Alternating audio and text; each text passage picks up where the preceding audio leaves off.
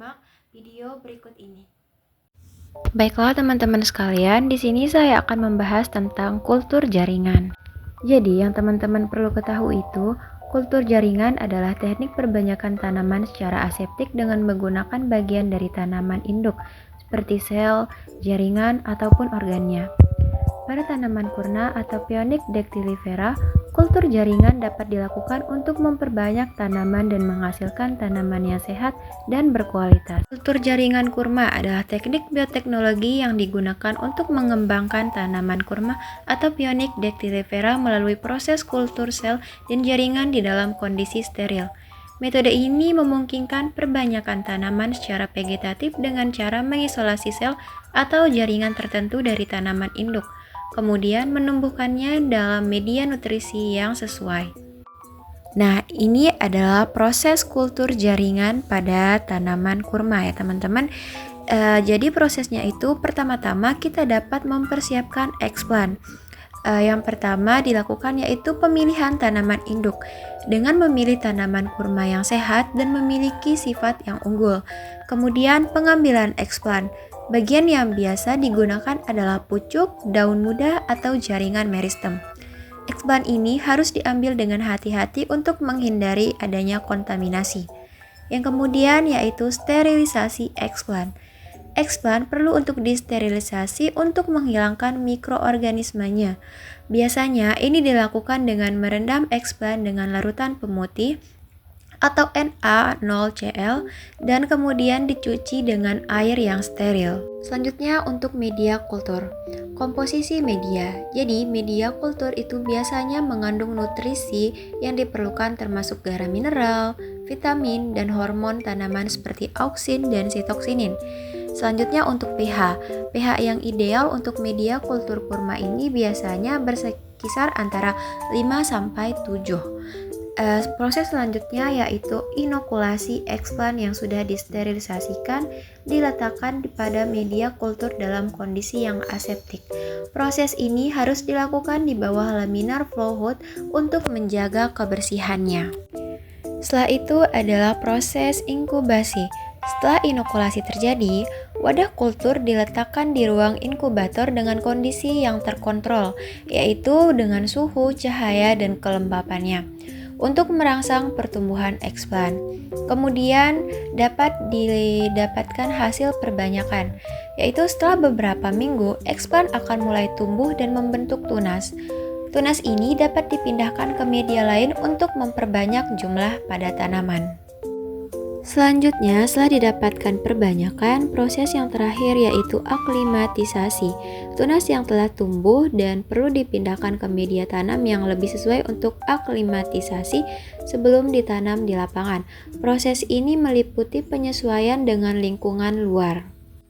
Nah, untuk teman-teman semuanya yang perlu diperhatikan itu adalah syarat dan faktor penting dalam kultur jaringan kurma.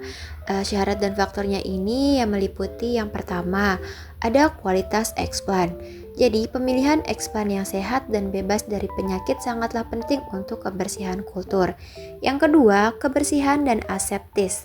Jadi, semua peralatan dan media harus steril untuk mencegah adanya kontaminasi. Yang ketiga yaitu komposisi media.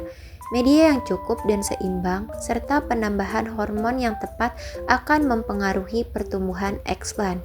Dan yang terakhir yaitu kondisi lingkungan. Suhu ideal untuk kultur jaringan kurma biasanya berkisar antara 25-28 derajat Celcius dengan cahaya yang cukup baik dalam bentuk cahaya alami atau lampu fluoresan. Jadi dari hasil kultur jaringan tersebut kita memiliki beberapa keuntungan.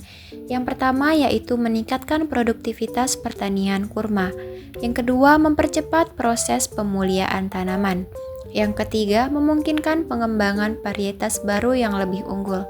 Dan yang terakhir yaitu pada kultur jaringan kurma merupakan metode yang efisien dalam pengembangan dan pengelolaan sumber daya tanaman kurma sehingga dapat mendukung industri pertanian dan ekonomi lokal.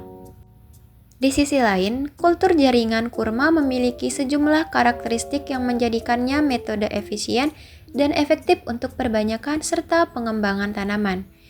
Proses kultur dilakukan dalam kondisi steril untuk mencegah kontaminasi oleh mikroorganisme menggunakan media kultur khusus yang kaya nutrisi seperti agar-agar atau media gel yang mendukung pertumbuhan sel dan jaringan. Salah satu keuntungan utama dari kultur jaringan adalah kemampuannya untuk menghasilkan banyak tanaman dalam waktu singkat dibandingkan dengan metode konvensional. Jaringan atau sel yang digunakan dalam kultur dapat mengalami regenerasi menjadi tanaman utuh, termasuk akar, batang, dan daun. Jadi, tanaman yang dihasilkan ini memiliki sifat genetik yang seragam, menjaga karakteristik unggul dari tanaman induk.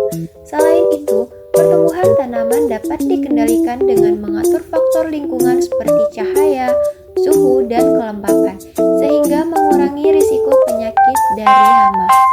Meskipun tanaman yang dihasilkan ini seringkali bebas dari penyakit, mereka perlu melalui proses aklimatisasi untuk beradaptasi dengan lingkungan luar sebelum ditanam pada lapangan. Selanjutnya, media kultur yang umum digunakan untuk tanaman kurma dirancang khusus untuk mendukung pertumbuhan sel dan jaringannya. Salah satu media yang paling banyak digunakan adalah Mosaic and Scope atau MS, medium yang mengandung berbagai nutrisi termasuk vitamin, mineral, dan hormon pertumbuhan. Selain itu, Garmok B5 medium juga kaya akan nutrisi dan sering diaplikasikan dalam kultur jaringan tanaman termasuk kurma. Niche and Niche medium dikenal dengan efektif untuk perbanyakan tanaman melalui kultur jaringan, terutama pada tanaman berbunga dan buah. Variasi dari media atau MS yaitu Lindsmeyer and Skog atau LS. Medium ini sering digunakan untuk pertumbuhan awal dan perbanyakan tanaman. White's medium dirancang untuk mendukung pertumbuhan berbagai jenis tanaman dan sering digunakan dalam berbagai penelitian. Nah, itu adalah penjelasan mengenai kultur jaringan pada media tanaman kurma. Kemudian kita akan beralih menuju sel suspensi tanaman kurma. Sel suspensi buah kurma adalah sistem kultur jaringan yang inovatif yang dirancang untuk mengembangkan dan memelihara sel-sel dari tanaman kurma atau Pionik declivera dalam bentuk suspensi cair. Metode ini menawarkan keunggulan yang signifikan, memungkinkan sel-sel untuk tumbuh dan berkembang biak secara terpisah dari tanaman induknya. Dalam proses ini, sel-sel kurma ditransfer ke dalam media cair yang kaya nutrisi, yang menyediakan semua elemen penting, termasuk vitamin, mineral, dan hormon pertumbuhan, yang diperlukan untuk mendukung metabolisme sel. Dalam praktiknya, sel suspensi seringkali diinkubasi dalam bioreaktor yang menyediakan kontrol optimal terhadap faktor-faktor lingkungan, seperti suhu, pH, dan kadar oksigen. Ini berkontribusi pada pertumbuhan yang lebih efisien dan konsisten. Selain itu, kultur sel suspensi dapat menghasilkan metabolit sekunder yang berharga, seperti senyawa antioksidan yang dapat diekstraksi dan dimanfaatkan dalam berbagai aplikasi, mulai dari industri makanan hingga kosmetik. Penerapan sel suspensi dalam kultur jaringan kurma juga mendukung konservasi genetik. Dengan menggunakan teknik ini, varietas-varietas langka atau terancam punah dapat dijaga dan diperbanyak tanpa harus mengambil tanaman dari habitat aslinya. Dengan demikian, sel suspensi buah kurma menjadi alat yang sangat berharga dalam bidang bioteknologi pertanian, berkontribusi pada berkelanjutan dan pengembangan tanaman kurma secara efisien. Selanjutnya, proses dan aplikasi sel suspensi. Proses pembuatan sel suspensi memiliki beberapa perlakuan. Yang pertama, isolasi. Sel-sel yang diisolasi dari jaringan tanaman kurma ini adalah seperti embrio, tunas, atau jaringan lainnya. Yang kedua yaitu inokulasi. Sel-sel tersebut kemudian diinokulasi ke dalam media kultur cair yang telah disiapkan. Yang ketiga yaitu kultur dan akselerasi pertumbuhan.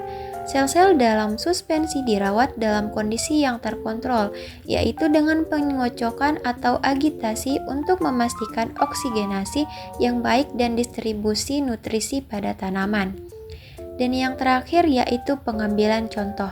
Sel-sel dapat diambil untuk dianalisis lebih lanjut atau digunakan untuk regenerasi pada tanaman.